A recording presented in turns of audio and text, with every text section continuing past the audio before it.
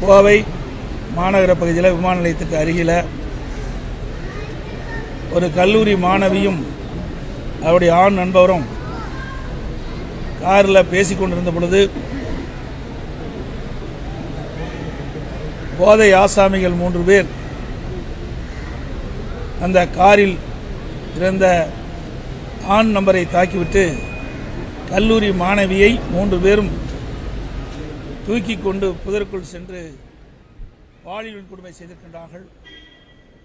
இது ஒரு கொடுமையான செயல்.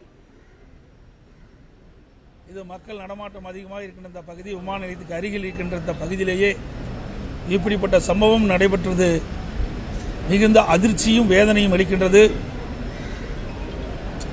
இந்த நிகழ்விலிருந்து தெரிய வருவது, தொடர்ந்து திராவிட முன்னேற்ற கழக ஆட்சியில் பெண்களுக்கு பாதுகாப்பு இல்லை, சிறுமிகளுக்கு பாதுகாப்பு இல்லை, பாலியல் கொடுமை சர்வசாதாரணம் நடக்கின்றது. குற்றச்செயல் ஈடுபடுகின்றவர்கள் கொஞ்சம் கூட அச்சமில்லாமல், காவல்துறையிடம் பயம் இல்லாமல் இப்படிப்பட்ட தொடர் நிகழ்வுகள் தமிழகத்திலே நடைபெற்றுக் கொண்டிருக்கின்றது. அரசாங்கம் இருக்கின்றதா என்ற ஒரு கேள்வி மக்களிடத்தில் எழுப்பி இருக்கின்றது. தமிழகத்தில் சட்ட ஒழுங்கு அடியோடு சீர்கெட்டு விட்டது என்பது இந்த நிகழ்வு மூலமாக தெரிய வருகிறது. அதோடு நேற்றைய தினம் விழுப்புரம் மாவட்டம் திண்டிவனத்தில் ஒரு மாணவனும் மாணவியும் காதலித்து அவள் அந்த பகுதியிலே இருந்து கொண்டிருந்த பொழுது காவலர்கள் அவளை விசாரித்து அந்த மாணவனை அனுப்பி வைத்துவிட்டு அந்த மாணவியை பாலியல் கொடுமை செய்திருக்கின்றார்கள். இன்றைக்கு காவல்துறை மக்களுக்கு பாதுகாப்பு அளிக்க வேண்டும். அதற்கு மாறாக இப்படிப்பட்ட பாலியல் கொடுமை ஈடுபடுவது மிக மிக கொடூரமான செயல். இந்த ஆட்சியில் பெண்களுக்கு பாதுகாப்பு இல்லை என்பது தெல்ல தெளிவாக தெரிகின்றது. இதேபோல் திருவண்ணாமலையிலும் இப்படிப்பட்ட ஒரு நிகழ்வுகள் காவல்துறை அலுவலர்கள் காவலர்களால் ஏற்பட்ட சம்பவம் மறைவதற்கு முன்பாகவே இப்படிப்பட்ட சம்பவம் விழுப்புரத்திலே ஏற்பட்டிருக்கின்றது.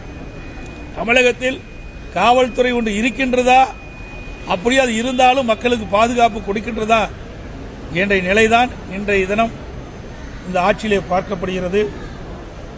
தூத்துக்குடியிலே சமூகத்துறை அமைச்சர் ஒரு நிகழ்ச்சியிலே பங்கு பெற்று பேசுகின்ற பொழுது ஒரு கருத்தை தெரிவித்திருக்கின்றார்கள். திராவிட முன்னேற்ற கழக ஆட்சியில் 6999 சிறுமிகள் பாலியல் வன்கொடுமைக்கு ஆளாக்கப்பட்டதாக திமுகவினுடைய அமைச்சர் சமூகத்துறை அமைச்சரே தெரிவித்திருக்கிறார். அதற்கு 104 கோடி ரூபாய் நிவாரணம் கொடுத்ததாக அறிவித்திருக்கின்றார். எவ்வளவு ஒரு மோசமான செயல்!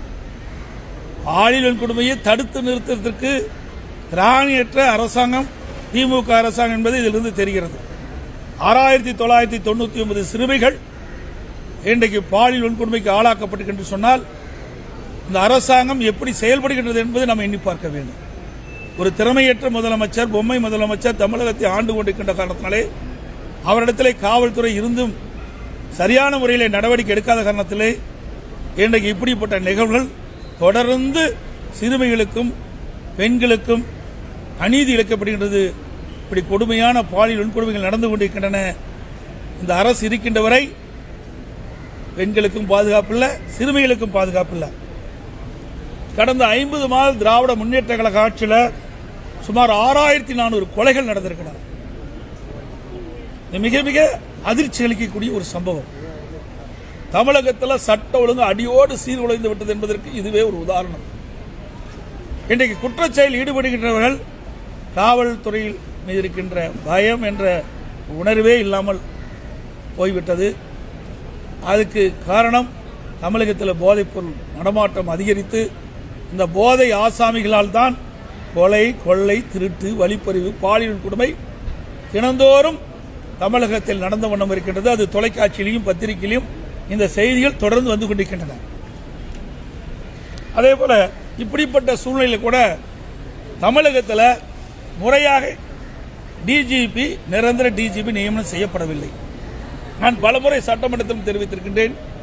தொலைக்காட்சியின் வாயிலாக தெரிவித்திருக்கின்றேன், ஊடகத்தின் வாயிலாகவும் பத்திரிகை வாயிலாக தெரிவித்திருக்கின்றேன், அறிக்கையின் வாயிலாக வெளிப்படுத்தியிருக்கின்றேன். இந்த அரசு தங்களுக்கு வேண்டப்பட்டவர் ஒருவர் டிஜிபியாக வர வேண்டும் என்ற அடிப்படையில் தான் அவர்கள் இதுவரை நிரந்தர டிஜிபி நியமிக்கப்படவில்லை.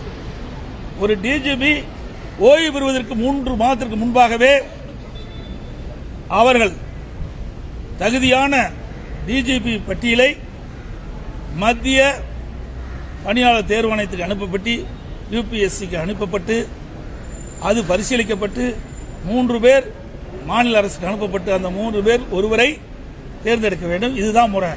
ஆனால் அந்த முறையெல்லாம் இந்த அரசாங்கம் கடைபிடிக்கல. உச்சநீதிமன்றம் வரைக்கும் போய் உச்சநீதிமன்றம் இன்னைக்கு விரைவாக தமிழகத்தில் நிரந்தர டிஜிபி நியமிக்கப்பட வேண்டும் என்று தீர்ப்பு வழங்கிய பிறகும் இன்னும் அந்த பணியை தொடரவில்லை. இப்பொழுது மத்தியில் இருக்கிற மத்திய யுபிஎஸ்சி மத்திய பணியாளர் தேர்வாணையம் 3 பேரை இன்றைக்கு தேர்ந்தெடுத்து அனுப்பியும் கூட இன்னும் டிஜிபி நியமிக்கல. இப்போ ஒரு தனிநபர் உச்சநீதிமன்றத்தில் இன்றைக்கு வழக்கு தொடர்ந்திருக்கிறார். அந்த வழக்கின் அடிப்படையில் உச்சநீதிமன்றம் 3 வாரத்தில் தமிழ்நாடு அரசு விளக்கம் அளிக்க வேண்டும் என்று கேட்டிருக்குது. ஏன் இவ்வளவு குளறுபடி? இந்த அரசாங்கம் ஏன் டிஜிபி நியமிப்பதில் இவ்வளவு பாரபட்சம் காட்டுறாங்க? ஆக இப்படி நிரந்தர டிஜிபி நியமிக்காத காரணத்தினால்தான் முறையாக சட்ட ஒழுங்கு பராமரிக்கப்பட முடியாத ஒரு சூழ்நிலை தமிழகத்தில் ஏற்பட்டிருக்குது. இன்னொன்று,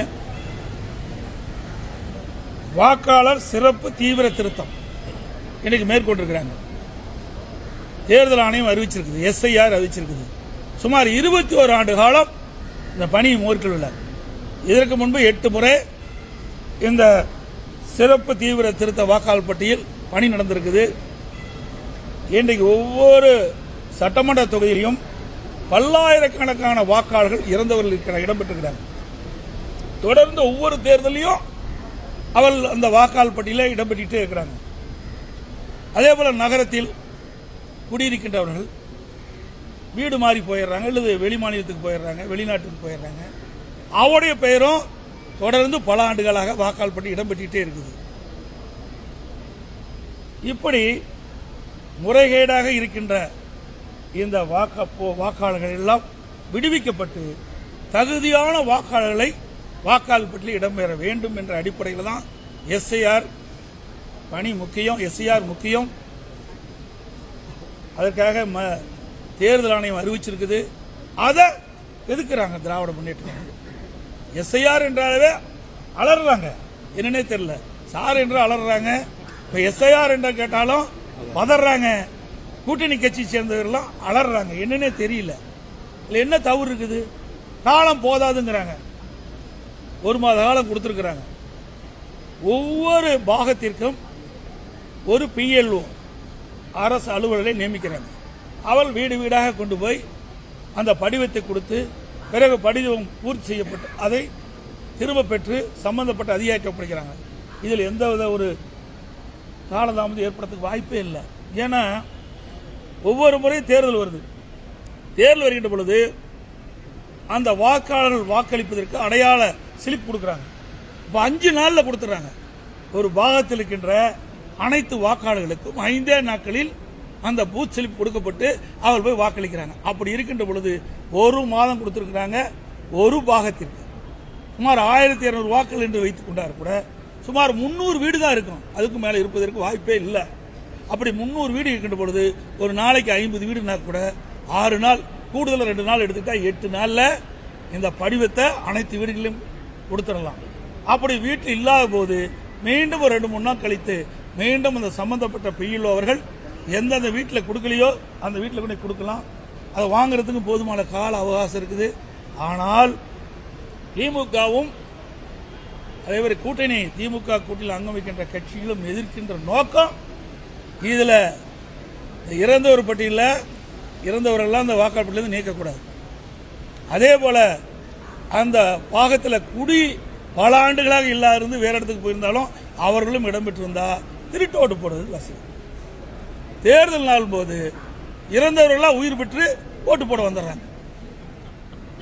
அது திமுக கை வந்த கலை. அதனாலதான் இவ்வளவு பயம். இதுல என்ன தவறு இருக்கிறதுக்கு வாய்ப்பே கிடையாது. எல்லாத்துக்கும் PLA2 போட்டுக்கிறோம். ஒவ்வொரு கட்சிக்கும் PLA2 போட்டுக்கிறோம். அவர்கள் PLO போய் வீடு வீடாக அந்த படிவத்தை கொடுக்கின்ற பொழுது அவர்களோட சென்று அவர்கள் சரியாக அந்த பணியை மேற்கொள்ள என்று அவர்கள் கண்காணிக்கலாம். அதுக்கு தேர்தல் ஆணையம் முழு வாய்ப்பு கொடுத்திருக்குது. அப்படி இருக்கின்ற பொழுது வேண்டுமென்றே திட்டமிட்டு ஒரு தவறான செய்தியை மக்களிடத்திலே பதிவு வைக்க வேண்டும் என்பதற்காக இன்றைக்கு ஆர்ப்பாட்டம் நடத்துறாங்க. ஏன் இறந்தவர் ஓட்டை நீக்க என்ன தவறு? பல ஆண்டுகளாக குடியில்லாம ஒரு வீட்டில் புதுசா ஒருத்தர் குடி வந்திருக்கிறாரு. ஆனா ஏற்கனவே குடியிருந்தவர் தான் அந்த வாக்காளர் தொடர்ந்து இடம்பெற்று இருக்கிறாரு. இப்படி இருக்கின்ற பொழுது தேர்தல் நேரத்தில் இந்த வாக்குகளை எல்லாம் திராவிட முன்னேற்ற கழகம் கள்ள ஓட்டு போட்டு ஒவ்வொரு முறை இருந்திருக்குது. இன்னைக்கு ஒரு உதாரணத்துக்கு சென்னை மாநகராட்சி தேர்தல் நடந்தது. அப்பொழுது திருட்டோட்டு போட முயன்ற திராவிட முன்னேற்ற கழகத்தை சேர்ந்த ஒருத்தரை கையும் களமா பிடிச்சு எங்களுடைய கழக அமைப்பு செயலாளர் மரியாதைக்குரிய ஜெயக்குமார் அவர்கள் ஒப்படைச்சார் காவல்துறையிட்ட. அவர் மீது வழக்கு போட்டார். 15 நாள் சிறையில் இருந்தார். இப்படிப்பட்ட நிகழ்வுகள் எல்லாம் நடைபெறக்கூடாது என்பதற்கு தான் SIR இன்றைக்கு தேர்தல் ஆணையம் அறிவிச்சிருக்குது. இதையெல்லாம் வேண்டுமென்றே திட்டமிட்டு மக்களிடத்தில் ஒரு அச்ச உணர்வை ஏற்படுத்தி அவர் வாக்குகள் பறிபோகும் என்று ஒரு தவறான செய்தியை வெளிப்படுத்திட்டு இருக்கிறாங்க. ஏன் அவர்களுக்கு PLA2 இருக்கிறாங்க, கூட்டணி கட்சிக்காரருக்கு PLA2 இருக்கிறாங்க. இன்னைக்கு பல கட்சி ஒன்றாக இணைந்துதான் நீங்க சொல்றீங்க. எல்லாத்துக்கும் ஒவ்வொருத்துக்கும் ஒவ்வொரு பூத்துக்கும் ஒவ்வொரு பாகத்திற்கும் ஒரு PLA2 கட்சி ஒரு 5-6 கட்சி கூட்டணி இருக்குது. 5-6 பேரும் PLA2 பெற்றிருப்பாங்க. 5-6 பேரும் போங்க.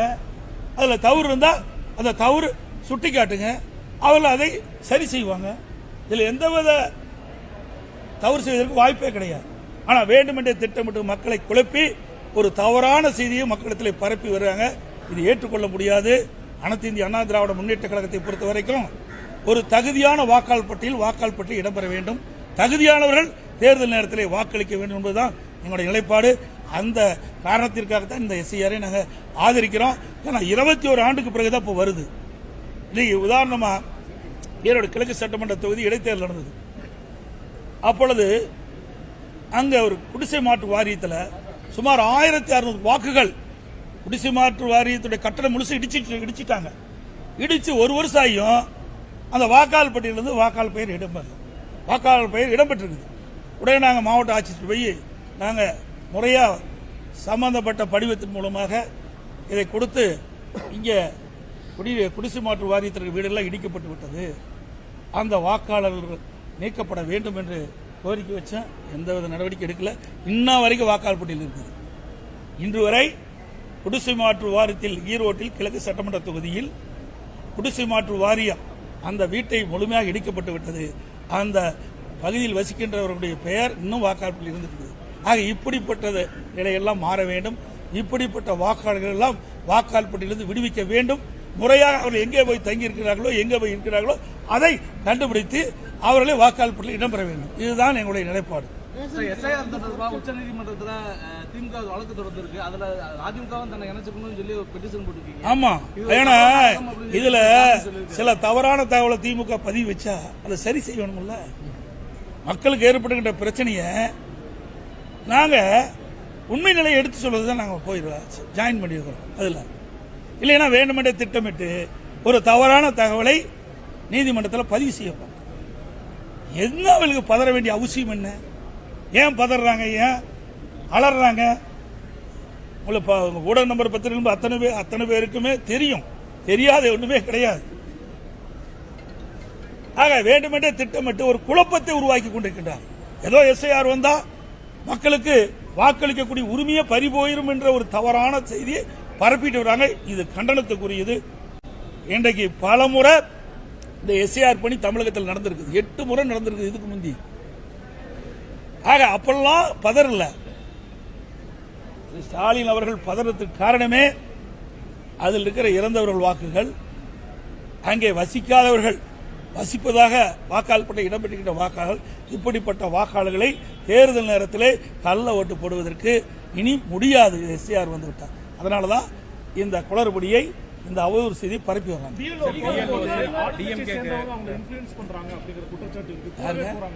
பிஎல்ஓஸ் போகும்போது ஆளுங்கட்சி சேர்ந்தவங்க கூட ஆமாம்மா, நிறைய போயிட்டு இருக்கிறாங்க. சில இடத்துல படிவத்தை அப்படியே ஒட்டுமொத்தமாக வாங்கிக்கிறாங்க. அதைத்தான் நாளைக்கு நீதிமன்றம் வரும்போது அதையெல்லாம் நாங்கள் கருத்து தெரிவிப்போம். ஆக பிஎல்ஓவுடைய பணி அந்த ஒவ்வொரு வாக்காளருக்கும் அவர்கள் தான் அந்த வாக்காளர் படிவத்தை கொடுக்க வேண்டும். அதே போல பூர்த்தி செஞ்ச பிறகு அந்த பிஎல்ஓ தான் அதை பெற வேண்டும். இல்லாவிட்டால் இது உண்மையாக ஒரு வாக்காளர் பட்டியல் தயாரிக்க முடியாது.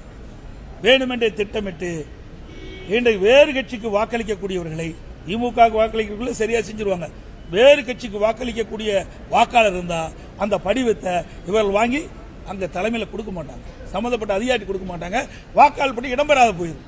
இது தவறு. எல்லா கட்சிக்கும் பொதுவானதான் நான் பேசுறேன். எங்க கட்சிக்கு மட்டும் ஆதரவா பேசல. உண்மையான வாக்காளர் பட்டியல் தயார் பண்ணுங்க. ஆகவே பிஎல்ஓ ஒவ்வொரு பாகத்திற்கும் ஒரு பிஎல்ஓ நியமிக்கிட்டு அவர்கள்தான் அந்த வாக்காளரை சந்தித்து அந்த தேர்தல் ஆணையம் கொடுக்கப்பட்ட அந்த படிவத்தை அந்த வாக்காளருக்கு கொடுக்கணும். அதில் பூர்த்தி செஞ்ச பிறகு அந்த வாக்காளர் பட்டியல் அவர்கள்தான் பெற்று சம்பந்தப்பட்ட அதிகாரி ஒப்படைக்க வேண்டும்.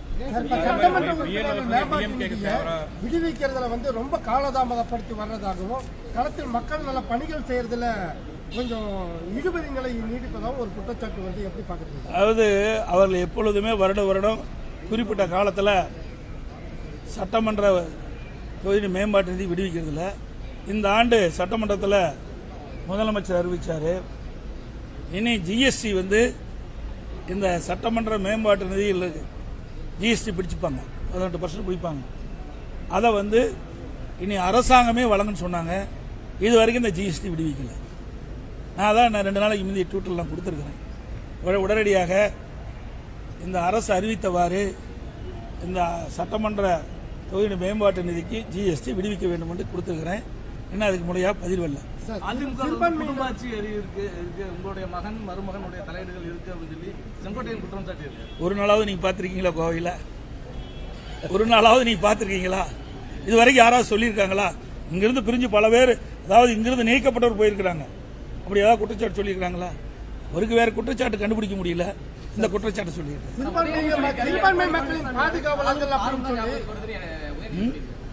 எடப்பாடி பழனிசாமினாலே காலும் காரும் தான் ஞாபகத்துக்கு வருதுன்னு சொல்லி ஒரு விமர்சனம் பண்ணியிருக்காரு. உதயநிதி ஸ்டாலின் எடப்பாடி பழனிசாமினாலே காரும் காலும் தான் ஞாபகத்துக்கு வருது அப்படின்னு எனக்கு அது புரியலையே. அதாங்க வேணுமென்றே திட்டமிட்டு இப்படி செய்தி சொல்றது. வேற எந்த செய்தியும் கிடைக்கல. ஒரு அரசியல்வாதி முறையா அரசியல் சம்பந்தப்பட்ட பேசினா பரவாயில்ல, அதை விட்டுட்டு சம்மதமில்லாத பேசுறதுலாம் சிறுபிள்ளைத்தனம். நல்லா புரியுதுங்களா? ஒரு முதிர்ந்த அரசியல்வாதி மக்களுடைய பிரச்சனை என்ன இருக்குன்னு தான் பார்க்கணும். அதைத்தான் நாங்க பார்த்துட்டு இருக்கோம். அதிமுக அதைத்தான் பார்க்குது. இப்ப கூட என்ன திராவிட முன்னேற்ற கழக தலைவரும் சரி, உதயநிதி ஸ்டாலின் சொல்றாங்க, எங்க ஆட்சி மீது ஏதாவது குறை சொல்ல முடிஞ்சுதா? சொல்லுங்க பார்க்கலாம். இது வரைக்கும் பல பேட்டியில கொடுத்திருக்கிறாங்க. அதிமுக ஆட்சியில் இன்ன குறைன்னு சொல்றாங்களா? சொல்லவே முடியாது. பாரதிய ஜனதாவோட எடப்பாடி பழனிசாமி கூட்டு வைத்து விட்டார். பாரதிய ஜனதாவோட அதிமுக அடிமையாகிவிட்டது. பாரதிய ஜனதா அலுவலகம் டெல்லியில இருக்கு. இப்படித்தான் சொல்ல முடியும். தெளிவா எங்களுடைய கூட்டணியில முடிவு எடுத்து அறிவிக்கப்பட்டு விட்டது. அதிமுகவும் பாரதிய ஜனதாவும் கூட்டணி பேச்சுவார்த்தை முடிந்த பிறகு இன்றைக்கு இந்த செய்தியாளர் சந்திப்பில் மாண்புமிகு உள்துறை அமைச்சர் தெளிவுபடுத்தினார். அமித்ஷா அவர்கள் தெளிவுபடுத்தினார். அதுல பாரதிய ஜனதா அதிமுக கூட்டணி அமைச்சிருக்குது. இந்த கூட்டணிக்கு அதிமுக தான் தலைமை தாங்கும். தெளிவா நீங்க பேட்டியில போடுங்க. அடிக்கடி மாத்தி மாத்தி போடாதீங்க. அனைத்து இந்திய அண்ணா திராவிட முன்னேற்ற கழகம் தான் எங்கள் கூட்டணிக்கு தலைமை தாங்கும். அனைத்து இந்திய அண்ணா திராவிட முன்னேற்ற கழகம் தான் ஆட்சி அமைக்கும். எங்களுடைய கூட்டணியுடைய முதல் வேட்பாளர் இபிஎஸ். தெளிவா உங்க கூட்டத்தில் வந்திருக்குது, எல்லா பத்திரிகையிலும் வந்துவிட்டது. ஆனா வேண்டுமென்றே திட்டமிட்டு ஏதாவது ஒரு காரணத்தை காட்டி தவறான செய்தி வெளியிட்டிருக்கிறீங்க. இது சரியல்ல. அதிமுக தான் ஆட்சி அமைக்கிட்டாங்க. அப்புறம் ஏன் ஸ்டாலின் போய் பாரதிய ஜனதாவை குறை சொல்லிட்டு இருக்காங்க? இங்க ஆட்சி அமைக்கிறது எங்க கூட்டணியில் அதிமுக. முதலமைச்சர் வேட்பாளர் அதிமுக கட்சி சேர்ந்தது. அப்படிங்கிற எங்களை பத்தி விமர்சனம் செய்ய முடியாது. இருந்தா தானே செய்யறதுக்கு. அவ்வளவு இந்த 4.5 ஆண்டு காலத்தில் திராவிட முன்னேற்ற கழக ஆட்சியில் மக்களுடைய பிரச்சனை தீர்க்கல. மக்கள் கொதிச்சு போயிருக்கிறாங்க. விவசாயிகளாகட்டும், வியாபாரிகளாகட்டும், தொழிலாளர்களாகட்டும், அரசு ஊழியர்களாகட்டும், யாருக்காவது நன்மை செஞ்சிருக்கீங்களா? ஒண்ணுமே கிடையாது. அத்தனை மக்களுமே இந்த ஆட்சி அப்புறப்படுத்த வேண்டும், அகற்ற வேண்டும். மக்களோட ஆட்சி தமிழகத்திலே நடந்து கொண்டிருக்கிறது. அகற்ற வேண்டும் என்ற கொந்தளிப்போடு தான் இன்னைக்கு பார்த்துட்டு இருக்கிறாங்க. அதிமுக ஆட்சியில் கொண்டு வரப்பட்ட திட்டம், நிறைவேற்றப்பட்ட திட்டத்தை ரிப்பன் கட்டி திறந்து வைக்கிறார். உங்க மேம்பாலம் இருக்குது, யாருடைய ஆட்சியில் கொண்டு வந்தோம்? நல்லா உங்களுக்கு அத்தனை பேர் இங்க இருக்கிற நண்பர், அத்தனை ஊடக நம்பர் இருக்குது, பத்திரிகை நம்பர் இருக்கீங்க. நான் அடிக்கல் நாட்டும் போது எல்லாமே வந்தீங்க, எல்லாம் படம் பிடிச்சு காட்டினீங்க. ஒரு 55% பணி முடிவுபட்டு விட்டது. ஒரு திட்டத்தை ஆரம்பிக்கின்ற பொழுது முதற்கட்ட பணின்னு இருக்குது, அது நிலம் எடுக்கணும். அந்த சாலை அமைக்கின்ற இடத்துல அங்க இருக்கிற கேபிள் வயர்லாம் மாற்றி எடுக்கணும், குடிநீர் குழாய்கள்லாம் மாற்றி அமைக்க வேண்டும், அங்க இருக்கின்ற மின் கம்பங்கள்லாம் மாற்றி அமைக்க வேண்டும். முதல் கட்ட பணியே கிட்டத்தட்ட பார்த்தீங்கன்னா 2 வருஷம் 3 வருஷம் ஆயிரும். சில பேர் நீதிமன்றத்துக்கு போனால் இன்னும் பல ஆண்டு ஆயிரும். அப்படி இருந்தும் கூட வேகமாக துரிதமாக 2 ஆண்டுல அந்த பணியை எடுத்துட்டு 3 ஆண்டுகள் அந்த பணி நடந்துகிட்டு இருந்தது. ஆட்சிக்கு வந்தவர் கிடப்பிலேயே போட்டாங்க. 2 வருஷம் பணியே செய்யல. உங்களுக்கு அத்தனை ஊடக நம்பர்ல பத்திரிக்கை இங்க இருக்கிறவங்களுக்கு எல்லாம் தெரியும். இப்போ வேக வேகமா செஞ்சு இவர்கள் கொண்டு வந்து நிறைவேற்றப்பட்டாங்க. எவ்வளவு பச்சை பொய்! இங்க கோவை மாநகரத்தில் பல பாலங்கள் அடிக்கல் நாட்டப்பட்டு நிறைவேற்றப்பட்டது. அதிமுக ஆட்சியில் சில பாலங்கள் பணி முடியாது இருந்தது. ஆட்சி மாற்றம் வந்த பிறகு இவர்கள் அந்த பணி செய்யறாங்க. எங்க ஆட்சியை தொடர்ந்தா நாங்கள் அந்த பணியை விரைவாக நிறைவேற்றி திறந்திருப்போம், பாலத்தை திறந்திருப்போம். அது மட்டும் இல்ல, இன்றைய தினம் முதலமைச்சர் அவர்கள் பால திட்டத்தை அறிவிக்கிறார். நிதியே ஒதுக்கல, நிதியே ஒதுக்காம பல திட்டத்துக்கு அடிக்கல் நாட்டிட்டு இருக்கிறாங்க. இப்படி ஒரு வேடிக்கையான அரசு எங்கேயுமே இல்லை தமிழகத்தில், மட்டும் இந்தியாவில் எங்கேயுமே கிடையாது. அதிமுக வந்து அனைவரும் ஒருங்கிணைக்க பாஜக தான் தன்னை வந்து சொல்லுச்சு அப்படின்னு செங்கோட்டையன் சொல்லியிருக்காரு. சார் அதெல்லாம் விட்டுருங்க, அதெல்லாம் முடிஞ்சு போனது பாஜக சார். அது முடிஞ்சு போனது, அதை பத்தி ஏன் பேசுறீங்க? எங்க கட்சியில் அவர் இல்ல, அதை பத்தி பேச வேண்டிய அவசியம் இல்லை. செங்கோட்டையன் ஓபிஎஸ் நீக்கியதற்கான காரணத்தை சொல்லியிருக்கீங்க. செங்கோட்டையன் ஓபிஎஸ் நீக்கியதற்கான காரணத்தை சொல்லியிருக்கீங்க. சசிகலா கட்சியை நீக்க சார் இதெல்லாம் முடிஞ்சு போன விஷயத்தை திருப்பி ஏன் சார் கிளறீங்க? உங்களுக்கு விவாத மேடைக்கு வேணும், இன்னைக்கு நைட்டு இரவு அதை பேச வேணும், ஊடகத்தில் விறுவிறுப்பான செய்தி வேணும். இதெல்லாம் முடிஞ்சு போன விஷயம், அதை பத்தி பேச வேண்டிய அவசியம் இல்லை. அதனால இந்த பயனும் இல்லை. தமிழ்நாட்டில் நிறைய தொழில் முதலீட்டாளர்கள் உள்ள கொண்டு சொல்றாங்க. 2017 போன்று மீண்டும் விரைவில் கட்சி ஒன்றிணையும், எல்லாரும் ஒன்றிணைவாங்க அப்படின்னு ஒரு சார் அதுதான் நான் திருப்பி சொல்றேன். முடிஞ்சு போன விஷயத்தை திருப்பி பேசாதீங்க. உங்களுக்கு விறுவிறுப்பான செய்தி வேணுங்கிறதுக்காக இந்த கேள்வி கேட்க வேண்டாம். இதெல்லாம் முடிந்து போய்விட்டது. அதிமுக மிகச் சிறப்பாக செயல்பட்டு இருக்குது. வேண்டுமென்றே திட்டப்பட்டு சில பேர் இந்த அவதூறு பிரச்சாரத்தை பரப்பிட்டு இருக்காங்க. அதுக்கு நீங்க கேள்வி கேட்டுட்டு இருக்கீங்க. தயவு செய்து இந்த கேள்வி எல்லாம் இதோட விட்டுருங்க. அன்பு கூர்ந்து உங்களை கேட்டுக்கிறேன் சார். ஒவ்வொரு கட்சி தலைவரும் அந்த கட்சி வளர்ப்பதற்கு பேசுகின்ற பேச்சு. எதுக்காக கட்சி ஆரம்பிக்கிறாங்க? அதெல்லாம் ஒவ்வொரு கட்சியிலையும் கட்சி தொண்டர்களை உற்சாகப்படுத்துவதற்கு பேசுவது அது இயல்பு. அது எல்லா கட்சியிலுமே நடக்குது. இந்த கட்சியில் மட்டும் இல்ல, எல்லா கட்சியிலும் அப்படித்தான் நினைக்கிறாங்க. ஏன் காங்கிரஸ் இப்ப பேசுறதுல திமுக கிட்ட எங்களுக்கு ஆட்சியில் பங்கு வேணும்னு கேட்கிறாங்க, திமுக கொடுக்க மாட்டேங்குது. ஆக அவருடைய கட்சியை வளர்ப்பதற்கு, கட்சியுடைய தொண்டர்களை உற்சாகப்படுத்துவதற்காக இப்படிப்பட்ட கருத்துக்களை எல்லா கட்சியுமே முன்னிருந்து செயல்படுத்துது. தமிழ்நாட்டில் நிறைய தொழில் முதலீட்டாளர்கள் மாநாடு நிறைய தொழிலாளர் ஈர்த்ததா சொல்றாங்க. ஆனா இந்த 4 வருஷத்துல எத்தனை இளைஞர்களுக்கு வேலை வாய்ப்பு உருவாக்கி இருக்கு அப்படிங்கிற தகவல் இதுவரைக்கும் தமிழக அரசு தரப்புல அறிவிக்கல. எப்படி பாக்குறீங்க? தாங்க நான் தான் வெள்ளை அறிக்கை கேட்டேன், வெள்ளை பேப்பரை காட்டினேன். இதுதான் அவருடைய பதில். வெள்ளை ஒரு பிரதான எதிர்க்கட்சி உங்களை போல் இருக்கின்ற மக்களுடைய சந்தேகங்கள், இளைஞருடைய சந்தேகங்களை போக்குவதற்கு இன்றைக்கு தமிழகத்தில் நீங்க தொழில் முதலீட்டு மாநாட்டு நடத்திருக்கிறீங்க. எவ்வளவு முதலில் ஈர்க்கப்பட்டது, எவ்வளவு தொழில் வந்திருக்குது, எவ்வளவு நிதி வந்திருக்குது, எவ்வளவு பேருக்கு வேலை வாய்ப்பு கிடைச்சுன்னு கேட்டா வெள்ளை பேப்பர் நேற்றாரு. என்ன பதில் சொல்ல முடியும்? அரசாங்கத்துக்கிட்ட தான் எல்லா புள்ளிவரம் இருக்குது, எங்ககிட்ட கிடையாது. அது மட்டும் இல்லை, இன்றைக்கு இந்த ஸ்டாலின் அவர்கள் ஜெர்மன் நாட்டுக்கு போகும்போது நம்முடைய தொலைக்காட்சி நண்பர்களை சந்தித்து பேட்டி கொடுத்தார். அப்பொழுது திராவிட முன்னேற்ற கழகம் ஆட்சி பொறுப்பேற்றது அவர் பேட்டி கொடுக்கின்ற வரை 922 புரிந்துணர்வு ஒப்பந்தங்கள் போடப்பட்டதாகவும், அதன் மூலமாக 10,62,000 கோடி முதலீட்டு ஈர்க்கப்பட்டதாகவும், இப்படி முழுவதும் நிறைவேற்றப்பட்ட 32 லட்சம் பேருக்கு வேலை கிடைப்பதாகவும் குறிப்பிட்டு பிறகு 77% புரிந்துணர்வு ஒப்பந்தங்கள் நிறைவேற்றப்பட்டது சொல்றாங்க. 77% புரிந்துணர்வு ஒப்பந்தங்கள் நிறைவேற்றப்பட்டு சொன்னா சுமார் 25 லட்சம் பேருக்கு வேலை கிடைச்சிருக்கணும். எங்க வேலை கிடைச்சது? கோயம்புத்தூர்ல எத்தனை லட்சம் பேருக்கு வேலை கிடைச்சது? அத்தனையும் பொய். ஏன்னா வெள்ளை பேப்பரை காட்டினார்ல, அதுதான் உண்மை. எதுவுமே இல்லை என்பது அவர்களே காட்டிட்டு சென்றுட்டாங்க. அது மட்டும் இல்ல, இன்றைய தினம் எல்லா துறையிலும் ஊழல் நடந்துகிட்டு இருக்கு. இன்னைக்கு உள்ளாட்சி துறையில அந்த குடிநீர் வடிகால்வாரத்திலிருந்து அங்கே பணியாளர் நியமிக்கின்ற பொழுது சுமார் 888 கோடி ஊழல் நடைபெற்றதாக பத்திரிகை செய்தி. இது வரைக்கும் அது முழுமையான விளக்கு கிடைக்கவே இல்லை.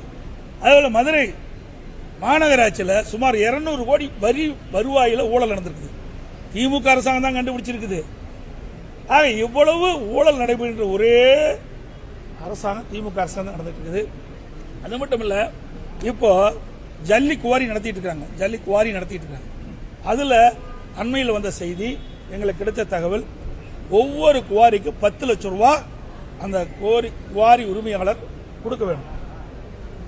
திமுக மேலிடத்து கொடுக்கணும்.